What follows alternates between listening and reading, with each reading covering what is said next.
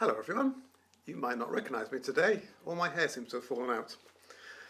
Anyway, today I will be reading chapter 25 of The Boy Who Sailed the Ocean in an Armchair. It's by Lara Williamson, publisher is Usborne.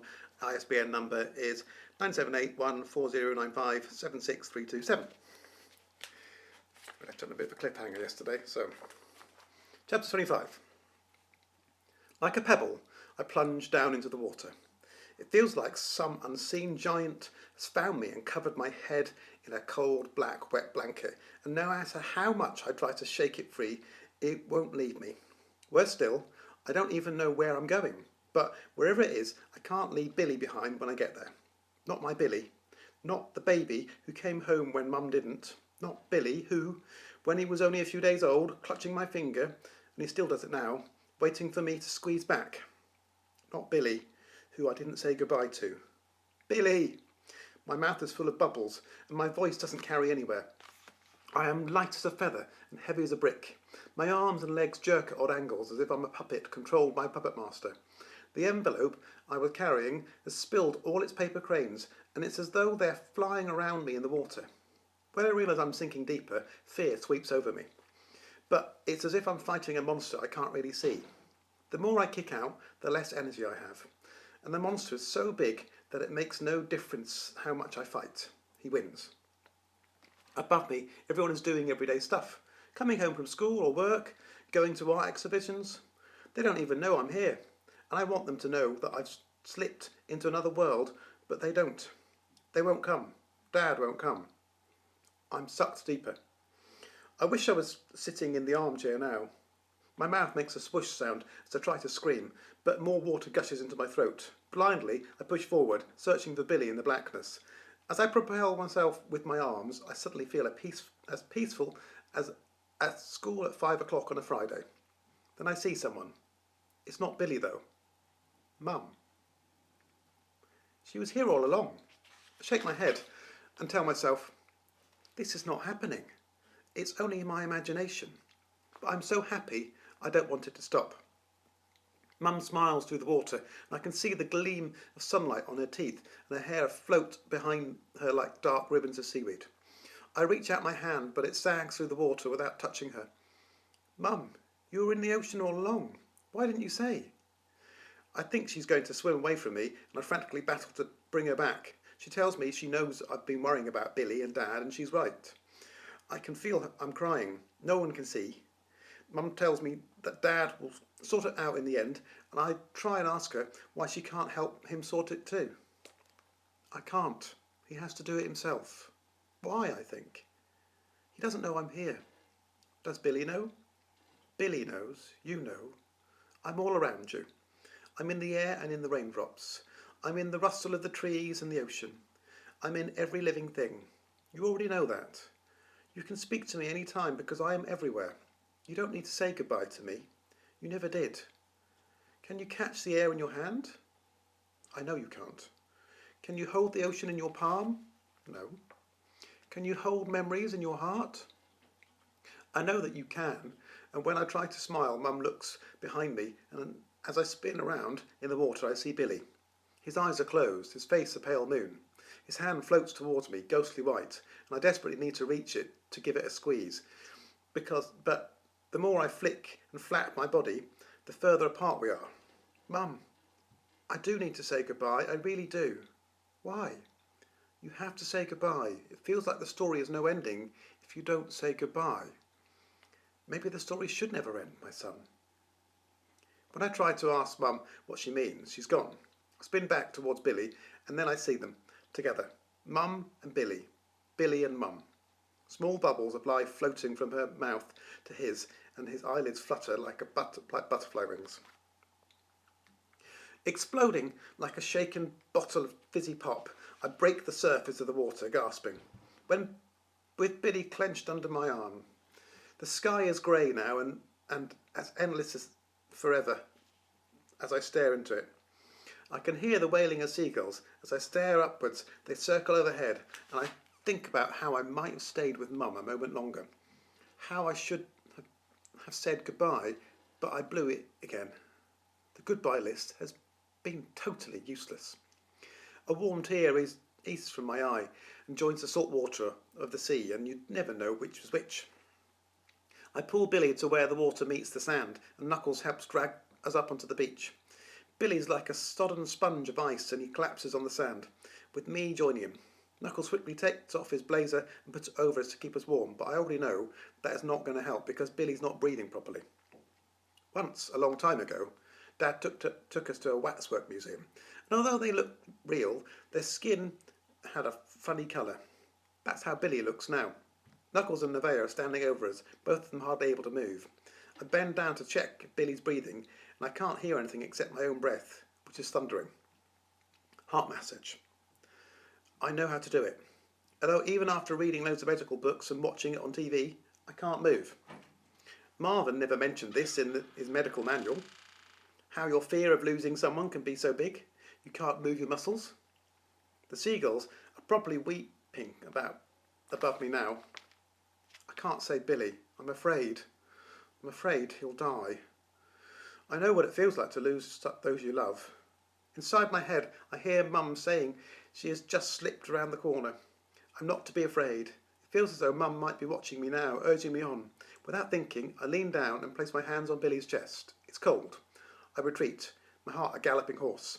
Then I bend forward again, pushing down exactly as I saw it done on the TV. Live, Billy. Live, Billy. I try again. I feel a tiny movement beneath my hands, a twitching, like a goldfish out of water. Billy's breathing again. When I'm sure he's okay, I roll him onto his side to the recovery position, and I fall back into the velvet sand. Above me, the clouds are shaped like teardrops. My fingers feel their way across the sand until they reach Billy's hand. I give it a squeeze. Billy's hand twitches slightly in mine, but he doesn't squeeze back. Nevaeh crouches down beside us. She must have called an ambulance because I can hear sirens and they're close now. Then I hear the paramedics talking and covering us in tinfoil. I want to say we're like frozen turkeys going into the oven, but the words don't come out. Look after them, shouts Nevaeh as we're lifted into the ambulance. It's my best friend and his brother. We're taken to Eden General Hospital, and I won't let the doctor separate us, even though they want to. I'm not leaving Billy. They take away our wet clothes and put us in gowns, and we cling onto each other, not even enough room between us to fit a sliver of tissue paper. Billy, I whisper, thinking about what he said last night when he was pretending to be Brian. Is this all because you thought you should go away so I could have a mummy? I don't want a mummy if it means losing you. Billy's voice is hoarse and dry. Nope. I went to the sea for Brian. Brian? I'm confused. I brought him to school with me because I wanted to show him around. Then he disappeared, but I found him again in the garden patch. When you weren't at the school gate, I was telling Brian the armchair story and he wanted to see the beautiful creature from it. Billy gave me a little smile. I only went to show him the surface of the ocean, but he jumped in saying he was a diver, and then I lost him. So I was leaning over to see if I could find him again. I'm not as good a diver as Brian, Beckett. I pull Billy tight into my body and say that I'm sorry about Brian diving into the sea like that, but he shouldn't lean over the water again because it's dangerous. There's a small knock at our door and the doctor enters saying we're very lucky. There's nothing seriously wrong with either of us, and it's a good thing we had friends that helped us and called the ambulance so quickly. It was Nevaeh and Knuckles who rang them, I explained to Billy. My mobile phone is still in the water somewhere, and I dropped the envelope with the cranes too. Since you had no identification on you, could you please give us your mother's number, says the doctor, preparing to write it down. We'll contact her now so she can come and get you.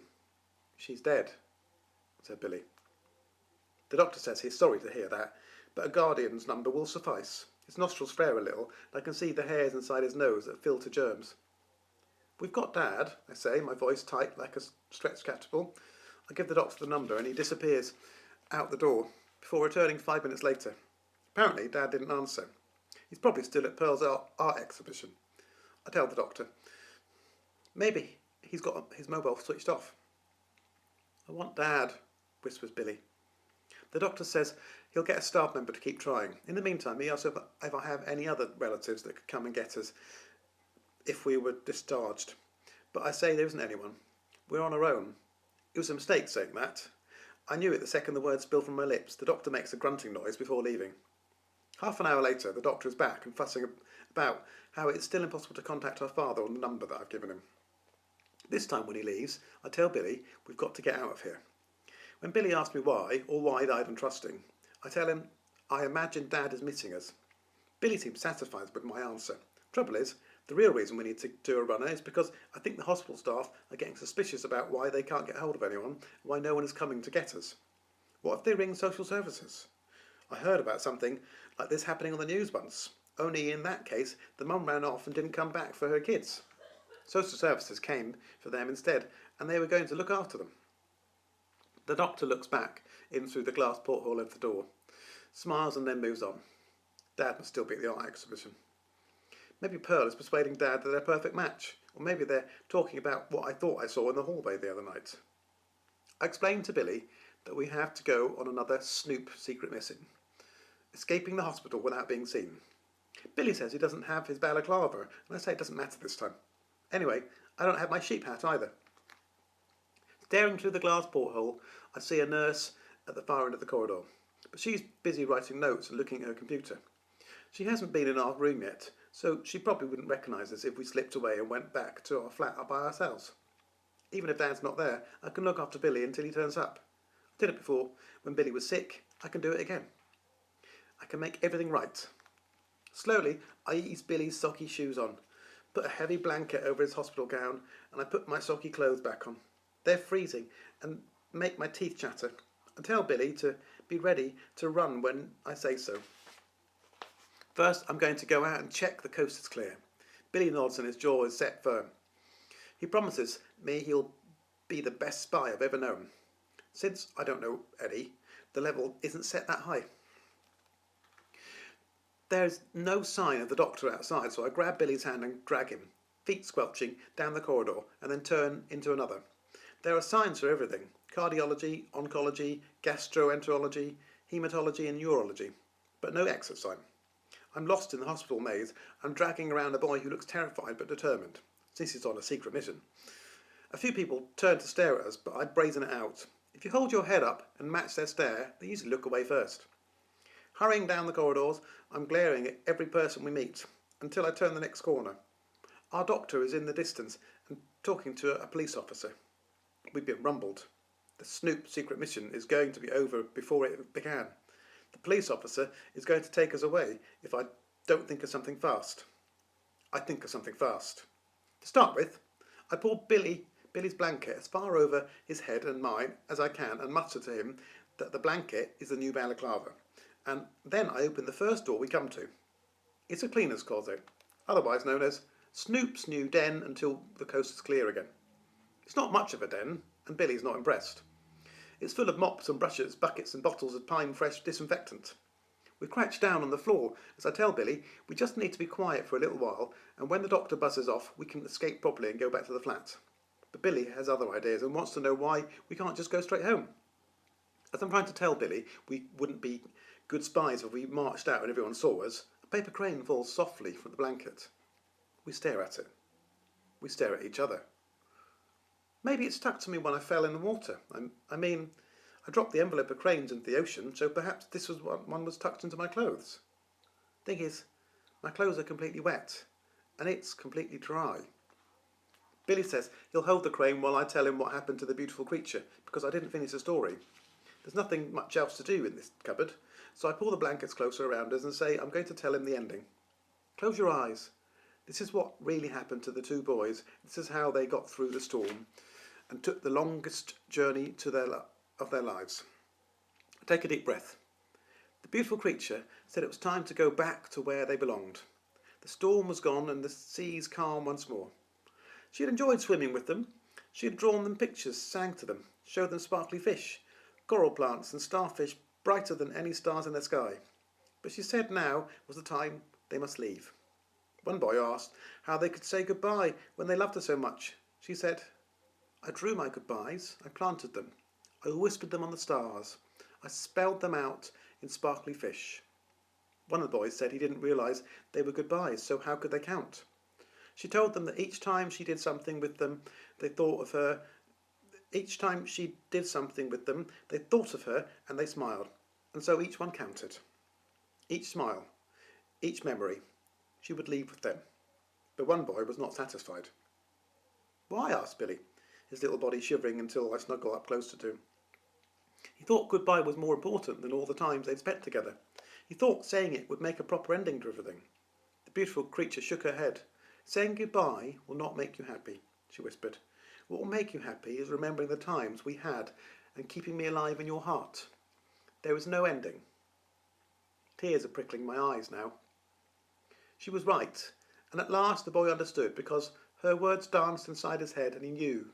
He just knew. At that moment, the two boys held hands and were propelled back into the ocean surface. The armchair was still waiting for them, and they climbed back on board, thinking of the beautiful creature who they'd shared happy times with. The storm had passed, and the travellers saw them now and waved because they weren't invisible anymore. Each and every person made it safely to shore and began happy lives in the new land. But the boys never forgot the beautiful creature, and she never forgot them. "I wish I'd seen the beautiful creature when I fell in the water." "I think she saw you," I replied. "What was her name? You never told me." "It was Rebecca." "But that was Mummy's name." "I know." And that is where we'll end for today.